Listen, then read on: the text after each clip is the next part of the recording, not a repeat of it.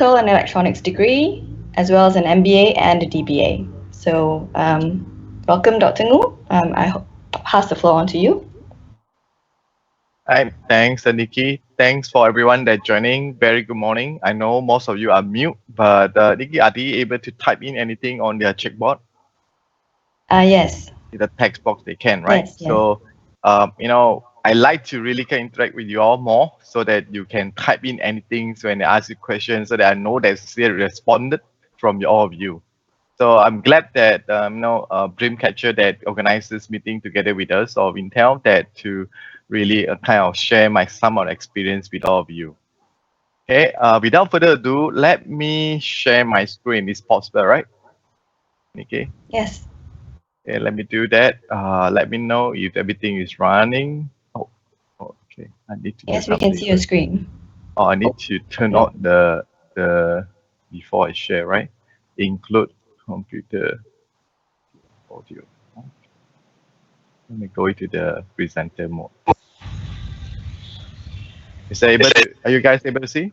Yes. Okay. This is a very interesting topic called business acumen. Just raise your hand. How many of you really from technical background versus the business background? How many from you is technical background first? I'm sure that Microsoft Team, you can raise the hand, right? Are we? Yes. If you look at the participants list, you can see those who have raised their hands. Very good. How many of you is actually from the business or financial background? Wow. Okay. I think pretty balanced, right? I would say. Good. Just give a slightly about myself. Thanks for Nikki that we explained. I actually started my career in the technical area. I studied EE from USM. So I moved to the business side after working for Intel for a couple of years. And initially, when I step into my role, I say, "Hey, technical people, why should we know about business? Why should we know about this business acumen? Isn't it that we could really can contribute technically is really important?" That is for my role. So if you think of that, that maybe initially is that technicals that business should not be decoupled. Even though you may study in a different discipline, it's still related to each other. So I strongly encourage all of you to really looking into how you can contribute from technical point of view to the business as well, and vice versa. So I quickly picked the Wikipedia, definition. So when you look at that, business acumen. Oh, before that, I think it's too fast already. Why not another quiz for all of you? How many of you think what is the definition of the business acumen? Give you 1 second to type it. What do you think? What is business acumen?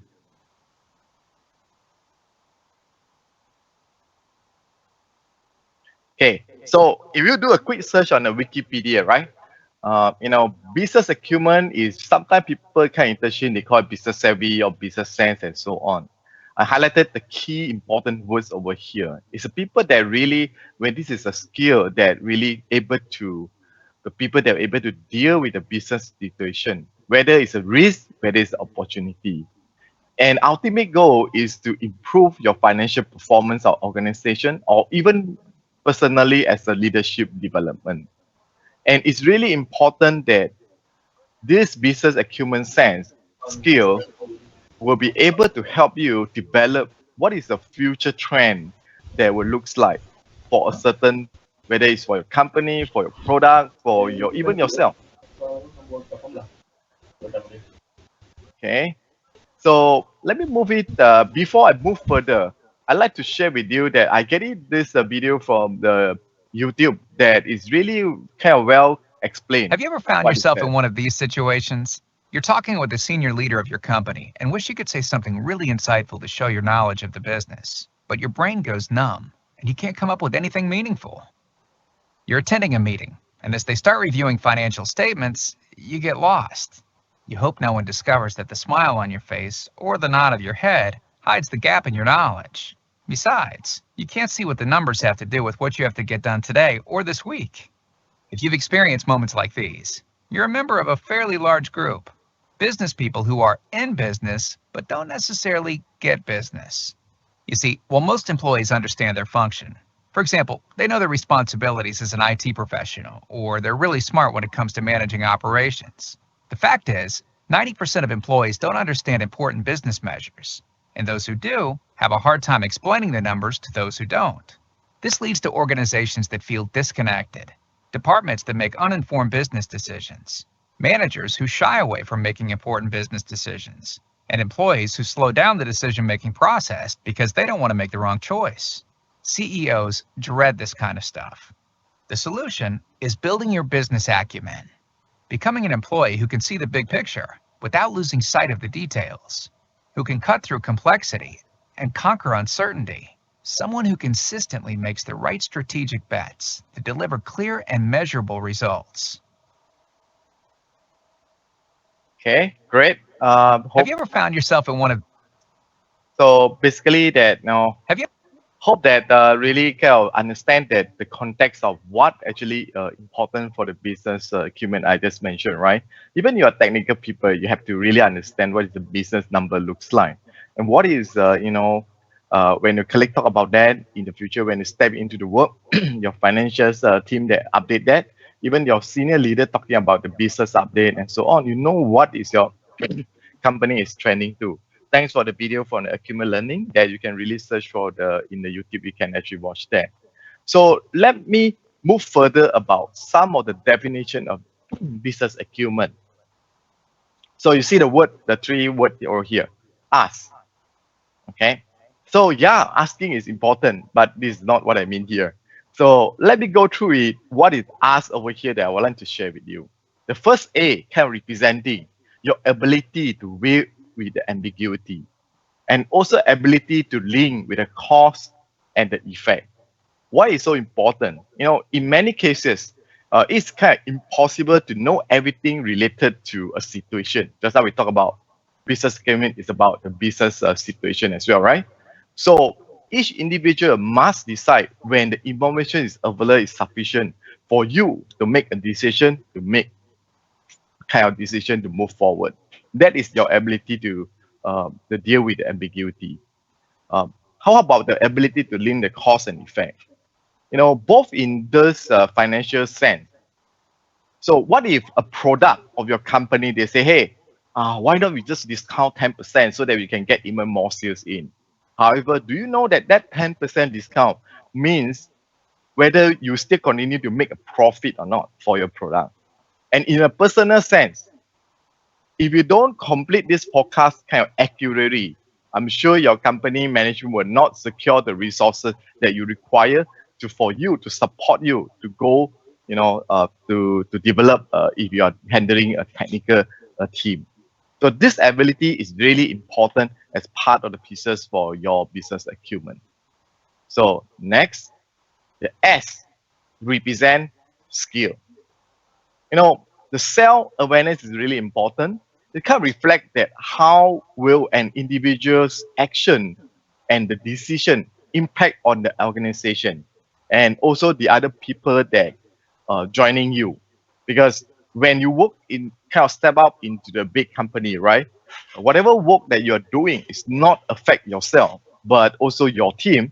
But maybe it could be an organization or could be also entire organization. So this skill of self-awareness is really important for you in part of the puzzle for the business acumen.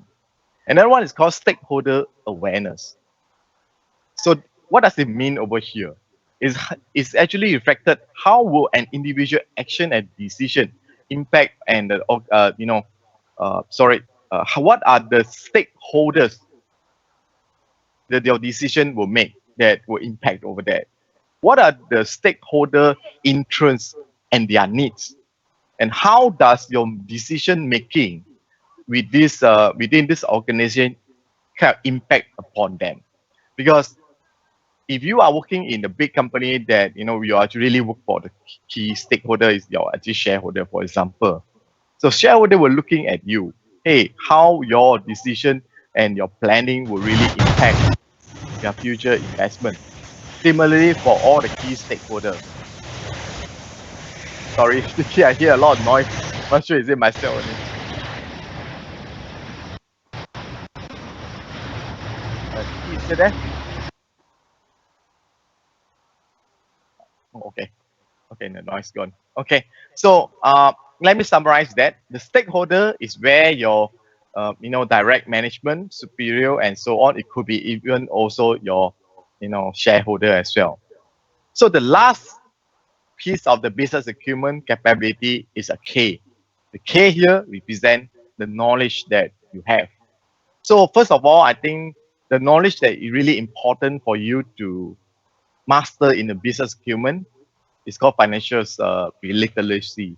This ability is to understand how an organization use its resources to achieve its desired outcome. I mean, in a commercial context perspective, this is often measured in terms of profit of the revenue. In other organizations, the key measure of the success might be in how do they improve the capacity or measure the social benefit and so on. So it depends on how the context that you are in. It's not always only the numbers. The other one is the contextual knowledge that really important that to contribute to your overall knowledge skill that database have. Is the ability to relate what happens outside an individual's immediate environment to the situation in the workplace. I give you for example, if you are a manager, this will kind of involve how that you're looking at the wider external landscape instead of only looking into your internal team members itself. So for your immediate supervisor, it means that knowing about the changes happening within their own organization. So these are very important because that whatever you know, you should not be kind of limit your knowledge between your own organization or your individual yourself, but also should cover what is the environment kind of really happening beyond you. So the other one, you move up to the higher ladder perspective. You're looking at the organization, oh, so I'm sorry for that. Organization's knowledge. So this knowledge is about the organization in which the individual or you yourself working within or inside that. So what are the relevant procedure and the process that for your organization? What are the culture and the within your organization? How can you really get the thing done within the organization? So these three, knowledge combined will actually form the knowledge. So with this ASK, basically you are forming a business acumen. Sounds simple, right? So we are done for the day. Hopefully not yet.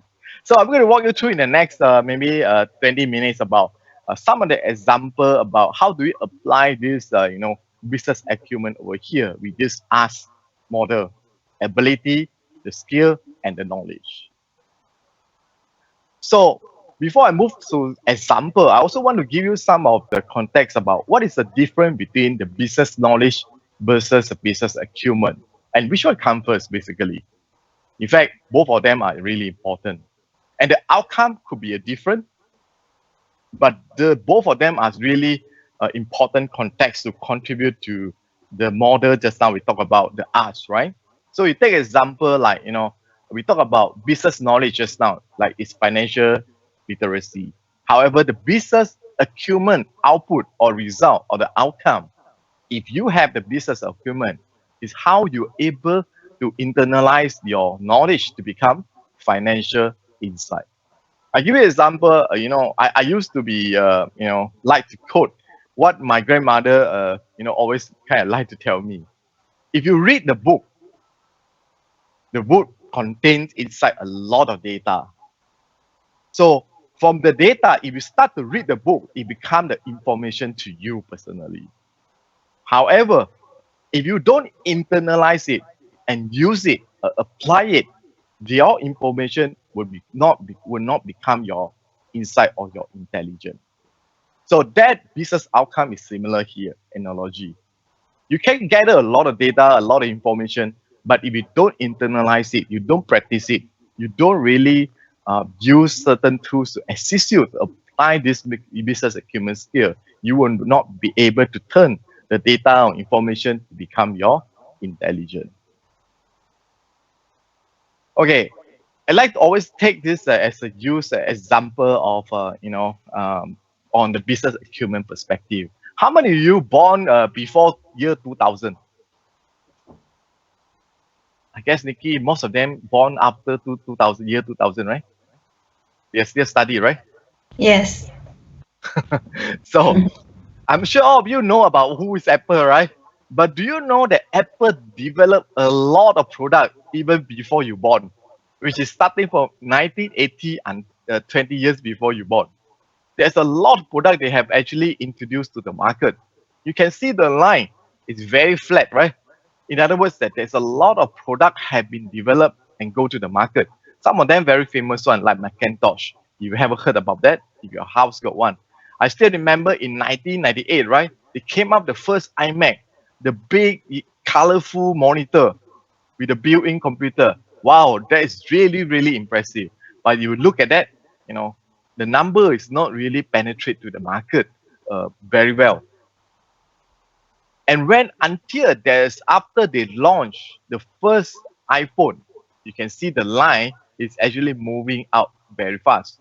I'm not sure I can draw on the chart, but if you look at year 2000, they first introduced one of the product, before the iPod, they actually call PDA, person development, personal assistant. I think can't remember the full term of that. The PDA.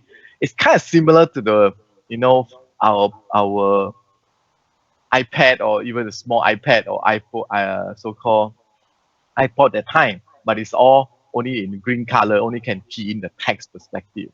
So until they really in 2001, they first introduced the iPod. They changed the company, they turned the company around.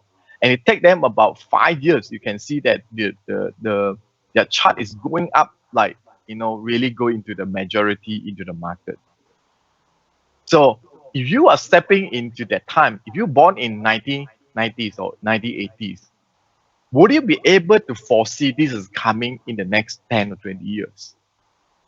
At the time, why that your product is have been introduced to the market, but is not really able to take up as what you have seen in year 2007-8 by Apple itself.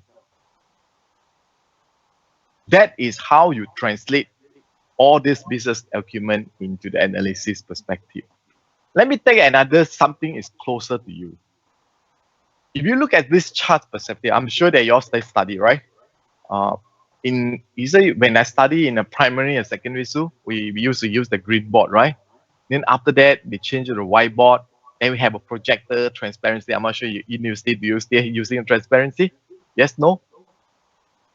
Wow, you're still using transparency? If you're not, you can actually ask your lecturer, have you seen this transparency? They will bring up some of the old stuff I show you. Then in 1980s, the projector coming in and replace all this transparency. And then after that, they have a whiteboard interactive one replacing. And here today in 2020, a lot of school classroom have been replaced with a big TV, that interactive one. Why? What is triggering this? What is the evolvement of this one? If you are developing a product, you are technically, why actually want to really develop all this evolving product? What is triggering that? That you have to ask yourself. That's part of your sensing about what is coming next and what is the opportunity over here. Of course, what is the risk when we develop all this product? What if the market doesn't really take off and doesn't really accept it? These are very important. Because of the pandemic, most of the school have been going into the hybrid mode. Some company are taking the opportunity to translate. Hey, if the school half class in the classroom face to face, half class is actually online, what can you do? The teacher cannot do two sides at the same time. But if you have the digital interactive whiteboard, that is opportunity come. The teacher can do the teaching on the class, inside the class, and also on the online as well. So that is kind of opportunity you can capture because of if you have the good business acumen perspective. So these are the two examples I like to kind of quote. Next, will you ask me that, hey, is this a business acumen born with me, or can I train it, or can I really learn it? Can I really study it? There's no right and wrong answer. So what I would like to really show you some of the tools and the templates that you can use to kind of trigger your thought process to answer the template just now we talked about that. The ask, the three elements, your ability, and the skill and the knowledge perspective, right?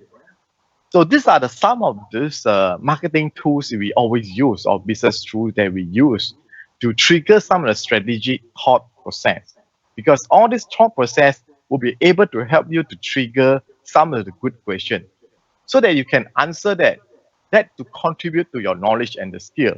They also can help you to kind of sharpen up your ability to really foresee what is actually cause and effect as well.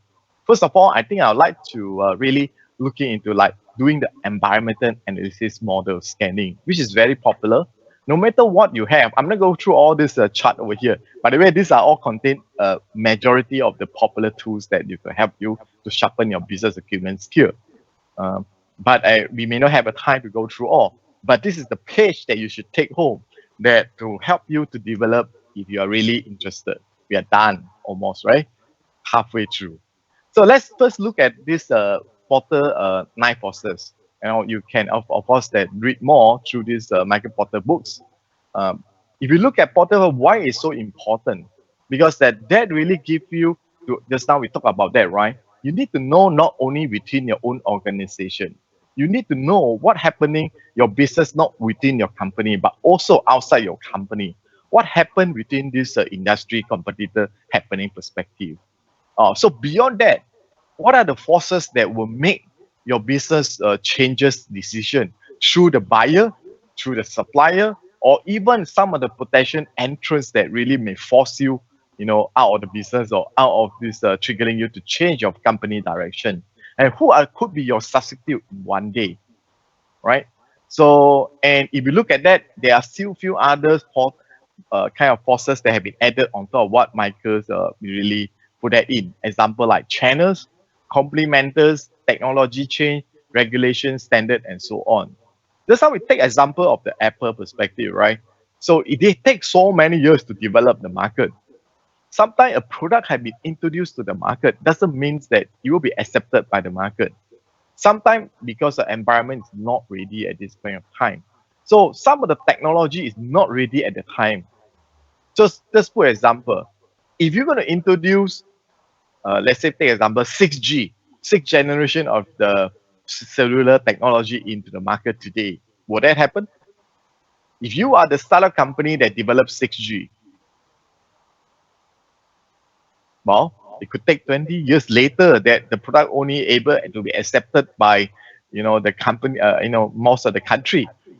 Why? Because that there's a lot of factor. It's not about the technology itself because the infrastructure are not ready yet. The technology that you develop on 6G, because 5G is not even ready yet. The infrastructure that would depends a lot of telco, the government regulations that impact that, and also could be your supply is not ready, and a lot of factors over here. So you need to really understand what are the factors that really impact, kind of affect you. I like to kind of sometimes will give some of the example, but maybe there's a lot of because of time consuming.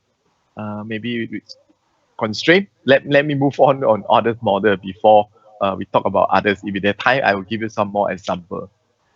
So if after doing there's other models beside the Porter, right? Inflection point, ecosystem environment, and so on will really help you to do this environmental analysis model. But if you want to looking into some of the advancing adoption model, still remember just now the graph of this Apple, right? It take about 1990 to 2001 for starting that the curve is moving up. It just like looks familiar, sounds like this curve, right? On the yellow and the green. Some of the product they introduced, it never really take off at all. And they are now in this early majority area. So you can see the graph is really mapping to this theory. If you are this, you are the technologist guy, right? So you definitely love some of the new product. So what you introduce to the market, it could be only accepted by the innovators. People sometimes they like to call it, the techies lah. I still remember in year 2003, right? when the first Apple introduced his first iPhone, everyone is dying to get this. Not everyone, all the techies, innovator were really dying to go and get a first generation of the iPhone. I also get one. Very costly, by the way. So even though it's not working perfectly, I still remember, I have to really flash update the firmware itself because it's too many bugs and it doesn't even boot out. But I still feel satisfied. It's so cool. It's a so cool factor that we're really going to show that. So this is a kind of the natural behavior or no attitude of this techies. However, if your company product is only focused on the techies, you won't be able to cross to the next stage to even capture more customer. So you have to capture the early adopters. But early adopters really depends on some of the comment from the techies, right? And then you move on to the early majority. Means the majority of people will continue to see, oh, it's so good. The effect will be coming in, and a lot of people are going to adopt that.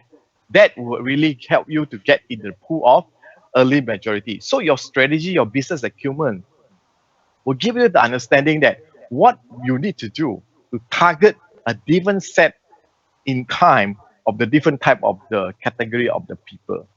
Of course, that you can see the red color laggers, those people that you should not even spend time to really look into that. These are the people that I will say today example, right? Have any of you still seen that people don't take the handphone one because they're afraid of the radiation and everything? Or they are. So or before they have not only radiation, but they have a lot of other concern because they don't want people to contact them and so on, right? So these are all we call it laggers behind. So it depends on strategy, who you wanted to target to. Some people don't like to use the smartphone. Then some people just want to use the feature phone because that they are not allowed to turn on the camera and so on. So that you have to really understand who are you really targeting at, right? So you have to address their pain point. You have to address their concern so that you have to be able to introduce your product into the right place to the right people. Doesn't matter. It doesn't mean that they are good or bad because of their concern, right? It's just that you have to really address the pain point. So let me move back a little bit. So there's another model we call it crossing the chasm. Just now we talked about some of the product that you look at that, right? Some of the product that you'll take a long time to introduce a market, and we call it the early markets, right? So how are you able to help to penetrate, to make sure that you cross to the mainstream market? I would say the mainstream market is really important because there is majority of chunk of your business will really depends on. So because the economy of scales, because of all this revenue will coming into the mainstream, it's really important to capture that. Or else your product will be discontinued after a while. So early markets, if you don't cross this chasm, you will be disappear from the market. So let's take example about any one of you can think of a cool product that introduced to the market, but just a short while, it kind of disappear. It's already no longer there anymore. Anyone have any good product? Google Glasses.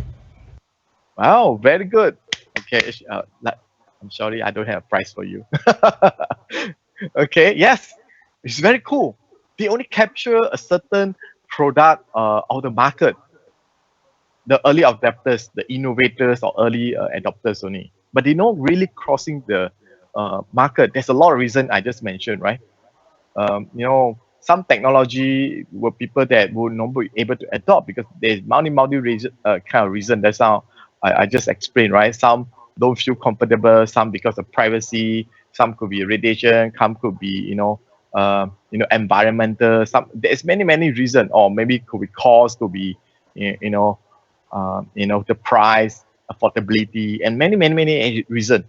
So we have to address what is the problem, that why it cannot really cross the chasm. Okay, very good example. And then the another models that I like to really, especially if you're more on technical team, right?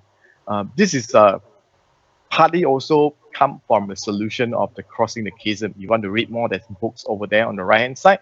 So you don't always think of, I could develop the best technology in the world to hardware or software only, or peripheral. Oh, I have very good features on the peripherals. I have very good features on connectivity. That could be also only part of the solution of the product, that why people are really wanted to buy. And to be a very good business acumen, you have to look at the whole picture on this circle over here, including that how is your post, like I just mentioned, right? Some people may concern what is the post-sale support, what is the pre-sale support, rather than the product or feature coolness of it. Some of the, they want to be backward compatible, like legacy interface. Some are really, really consulting, to do that. No, I give you an example, right? So if you are developed, you remember that how many of you have seen magnetic tape audio? Anyone raise a hand? Have you seen a magnetic tape? Very cool one. You can turn out using the pencil, pull out the magnetic one. I wish I can show you here lah. If I in the physical class, I will show you. Nikki, have you seen that before? Magnetic Yes, tape. of course. Okay, I'm sure that our youngster haven't seen that. Then I'm sure. it takes some time to market to accept the CD, the round shape CD. Remember that? The audio CD, VCD. I'm not sure they have seen that or not. So then become a DVD. So transition from this magnetic tape to the CD format, it takes some time because I still have a legacy player, How do I throw it away? So some company, very innovative, they come out, you can play the tape and the CD at the same time. Then eventually those phase off, then become purely CD, audio, VCD. To move from VCD to DVD is very, very natural because it's the same format, round shape, right? Flat.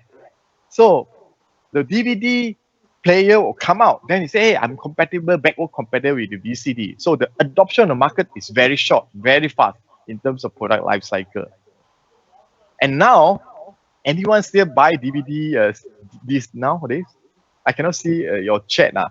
So anyone have seen this, still buying the DVD player and DVD? Then they come out Blu-ray, by the way. The Blu-ray come out, but not many is actually the adoption is really go up to the next stage. Why? Some people will think that, hey, I just need keep on enhancing from VCD capacity to quality DVD capacity to even better quality of the video and capacity to become a Blu-ray. But Blu-ray have been introduced to the market, but don't really capture the storm the market very well. Why?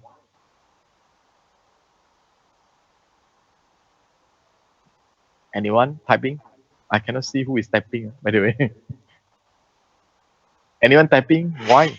Anyone seen the Blu-ray player? I'm sure you still seen in the market, right? Nation says the Blu-ray is too expensive. And it's also because of the timing. Internet have been introduced to the world.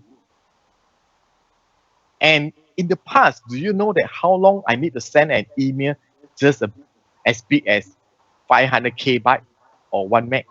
Take me, if I go to take a coffee, come back, the email cannot even send out yet 20 years ago. And today, it's so easy. Even download. Last time I want to download 1 megabyte file, it take me a few hours, Right now, you want to download 1 gigabyte, how long it takes? Very fast. In that kind of situation, would you still buy? Would you be still really doing the Blu-ray 4 gig, 8 gig, 16 gig data? Not required because you can even download so fast because the other factor that impacting you, that the world have been changing to internet. You can do that. The broadband can be doing so fast that kind of replacing the video quality. It can support. Last time you never imagined HD quality. I say, hey, where got the HD content? Now you got 4K content. Now you're going to have a 8K content. So the evolving that actually changing outside the world could force you to really rethink about that. Okay, let me give you another example that a company that's doing very well for this whole product concept, nothing to do with technology. Have you heard about BMW? Car, okay. So 30, 40 years ago, when BMW they're driving, this introduced their first car, the car that that sport car that you have the light that come out tick tack like that one, the true light in front, oh, very in one, that time. But now no, you don't see the light come out like that anymore lah. So that time to really kind of push that for that, you know what they do? Wow, it's so cool that they introduce a concept called car club. The other car that having the BMW drive opposite you, there's a button that inside this car looks like this circle. You press the circle, the two eye will come out and flashing. See, that it create a link between car to car or prestige of BMW drivers. That is the similar button, BMW logo button like this, the round shape. So they create a car club. It's not about the car alone, but they create another prestige complementary service, which is a car club.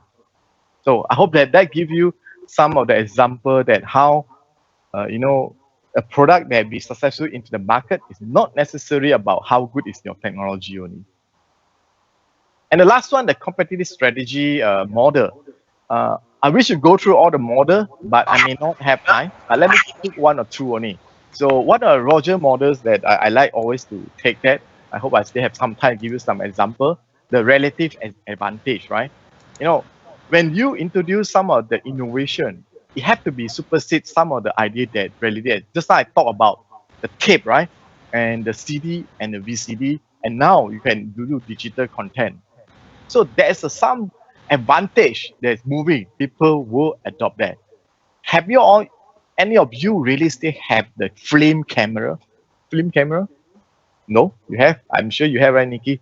The film camera audition you should have. Sorry, Right? tada. Tada! At my house got one. That one is what the reality of it. You take a photo, you don't even know what you are taking. Yes. After you develop the photo, come out, oh yeah, where is my head? And you only take that photo, capture on my leg only. See, too late already. And now you have digital camera. And digital camera also, okay, midpoint only. Now everybody use a phone to do that as a camera. So there's a relative advantage you need to really think of yourself. Environment will really changing and forcing you.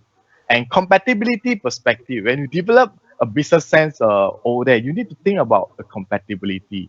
Sometimes people will still think that, compatibility, because you need to address the concern of just now we talked about that, right? Some of the late majority laggers or early majority, right? Hey, is it compatible or no? It's not compatible. My past experience will tell me no, better not yet. Especially you want to move it to the early majority, late majority. If it's not compatible, I don't want. Sometimes you still buy a phone, you say, hey, if I buy this from model A to model B, how do I go to move my data and content around my contacts, everything? If it's not compatible, I don't want already. So that is also sometimes you have to really think of that as well. The last one, complexity. Have you ever think of buying a smartphone? If I ask you, please go and read this 300 pages of manual before you can operate your smartphone. Would you buy or not? I'm sure Nikki will buy lah. I don't read manuals. That's the problem. Oh, you see, you don't really force the people to read the 300 pages before you can operate your things. Even your technically sounds very good.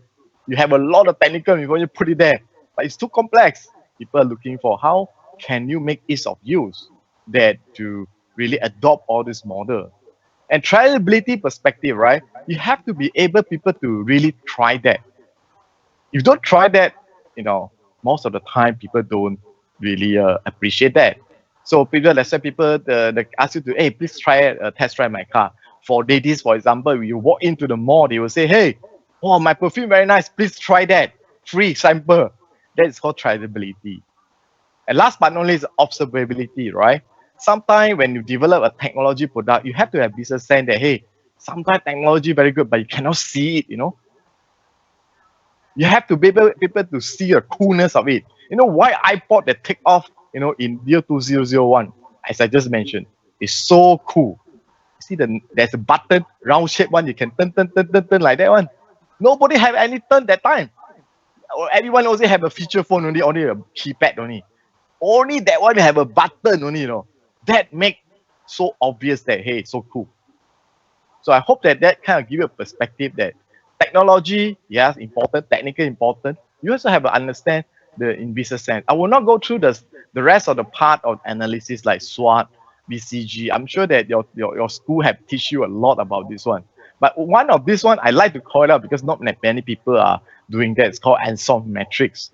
So why the business acumen is really important? You don't think of your product only, but you also need to think about the market that you want to penetrate.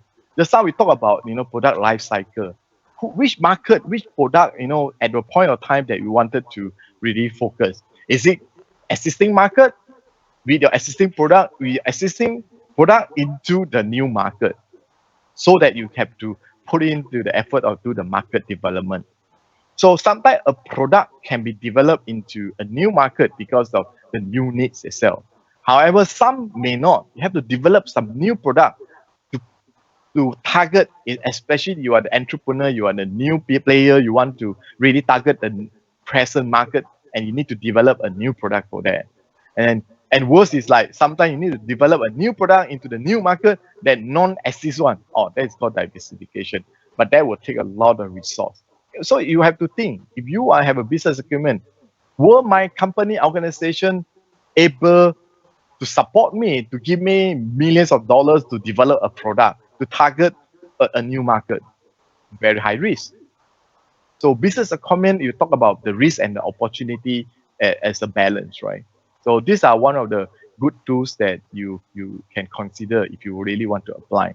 So hence, I think all this model will help you to sharpen up and ask yourself, triggering you, whether you have a right answer, whether you have the right sense, the right question. I think is more important. Always ask yourself so that you make sure that you can cover a different every aspect so that you can sharpen your business acumen. Then, with all the things that you have developed, you have getting all the question, all the answer. Maybe you don't have all the full answer yet, but it's fine. You can put everything into the business plan. So I try to kind of give you the perspective like business acumen is really important, but it will be even better if you can develop your business acumen and translate into a model or a business plan, so that everybody can read your mind, understanding, kind of able to support each other or even give you continue the feedback for the further improvement. So I will not go through here. I'm sure most of you already know what business plan looks like, but it's really important. It's a blank sheet.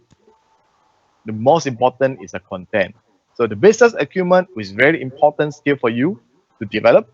After you develop, make sure you can actually contribute that, document that into your business plan. Okay. Last but not least, after you have this business plan, if you want to continue to sharpen your skill through the talk today, right? I strongly encourage you to go and read the book called The Business Acumen Handbook. It sounds handbook, right? So there's a lot of insight here. You can help you to sharpen your business acumen and also continue to learn how do you analyze things strategically, building the relationship. Just now remember internal, external stakeholder, and so that you can kind of develop your competitive advantage using all the different business tools and template to help you to create a new value proposition for your company. And last but not least, you can really build up this capability by yourself. So let me conclude that. Remember, I talk about 3 elements very important for business acumen. ASE, us. Okay. So remember what is that ASE stand for? Anyone typing? A stand for? Ability. Good. S? Skills. Good. K? Knowledge. Thank you very much. Thank you very much for the day that's spending the 40 minutes, 1 hour with us. I still have 15 minutes left. I know that Vicky and Nissan would like to have some of the games with you, right, Nissan? Yes, and I think my system is a bit more stable today, so hopefully that goes well. I will run a Kahoot game, so let me share my screen in a while. Top 3 winners of the Kahoot game. I will ship you some Grab vouchers for courtesy of Intel, and after that we will open for questions and answers from the group. And I think honestly, I've been in Innovate Malaysia for a bit long. Every time judges will ask, so what's the value of your product? everybody will say, oh, it's cheaper than what I can get in the market lah. So I think in this time, hopefully we can get a bit better answers, right, as you do your market research on the products that you're developing for Innovate Malaysia as well. We'll definitely want to see a bit more of what you call a versatility kind of thing, right?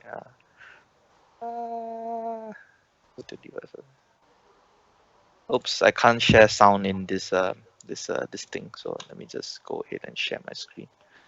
What is this thing doing here? Okay, so what we'll do is to run the Kahoot game. You know how to do. You know how this works. So put up your phone. Bring up your phone. Punch in these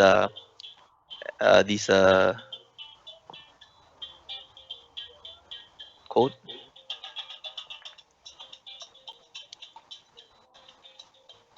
Let me change. Sorry, let me change this and see if it works. No, apparently it doesn't. So I'm not gonna play around with it. There's audio, but it's coming up on the wrong speaker.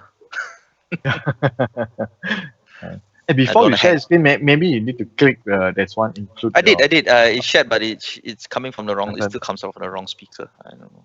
Oh yeah, So maybe you have too many devices connected to it. I do. I have too many speakers. Oh yeah, use your handphone. Sorry to mention. Yeah, use your handphone, please. You guys seems to know the drill. I forgot to mention, Nabila.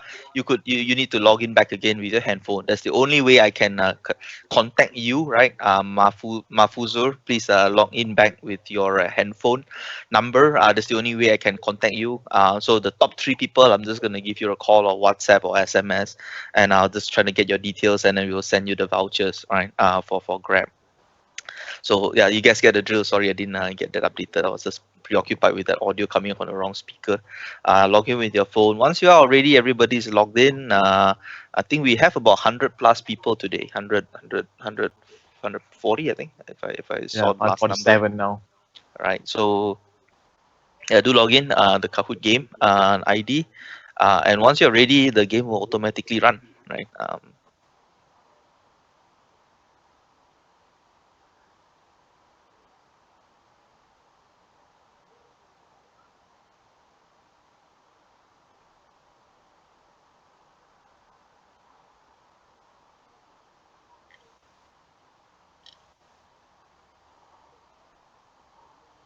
I try using email, but it's a bit too long. Sometimes it would fit. So phone number is the best.